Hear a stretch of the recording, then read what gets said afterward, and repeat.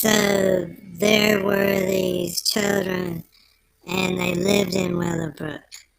And there was a flu outbreak in what now has become Huntsville. See, there was some rich guy came in and bought up a lot of the land, and Mr. Hunt, and they changed the name of the city to Huntsville. So now this is Huntsville, Alabama, in 1918, and there's a major flu outbreak, and uh, nobody wants to travel. The nearest place to deliver someone is the old Pope graveyard, which is now Maple Hill Cemetery, and so it's too far to travel there. So now they're just leaving the flu victims, burying them wherever they can, leaving them wherever they can.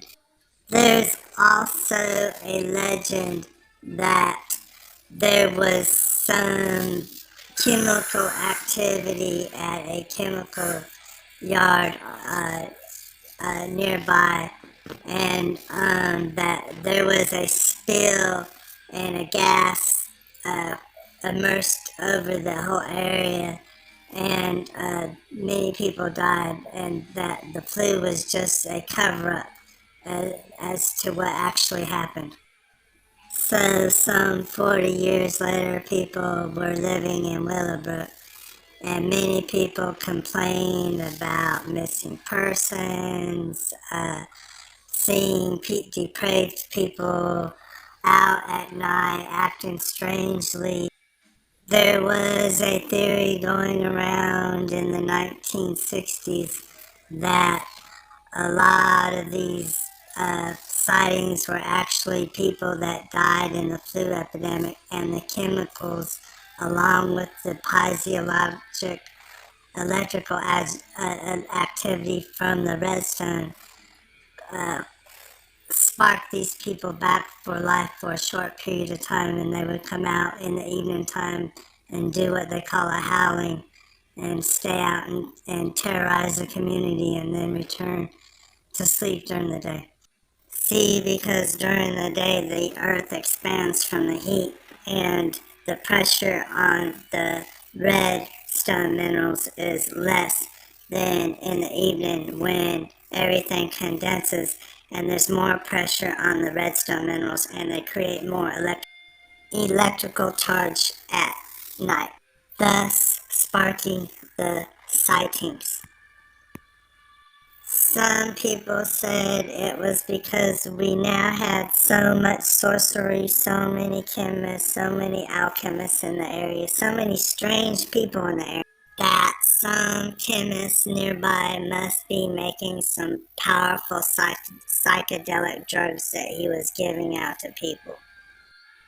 Some hippies have even reported seeing a cow walk around at night who gives this powerful fungus that creates this incredibly powerful psychedelic effect.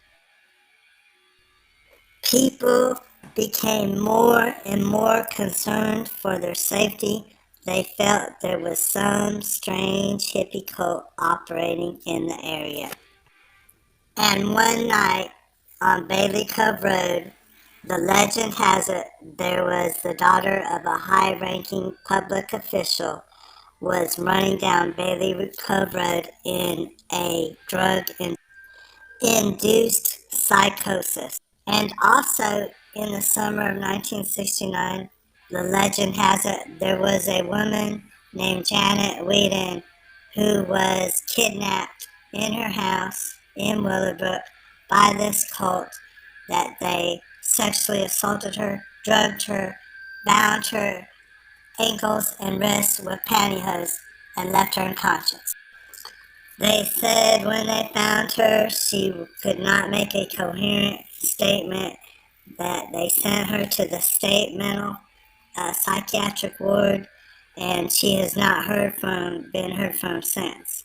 And there was one story that she was shipped to her family members up north, and she was in the Willowbrook Psychiatric Center, and that center was exposed for very inhumanely treating the patients there.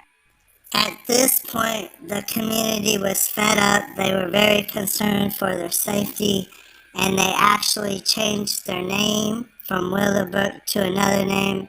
I don't remember what they changed their name to, but because people kept associating that girl, Whedon girl, with the Willowbrook psychiatric facility that was exposed for abusing the patients under their care, the community opted for a fresh start and they changed their name.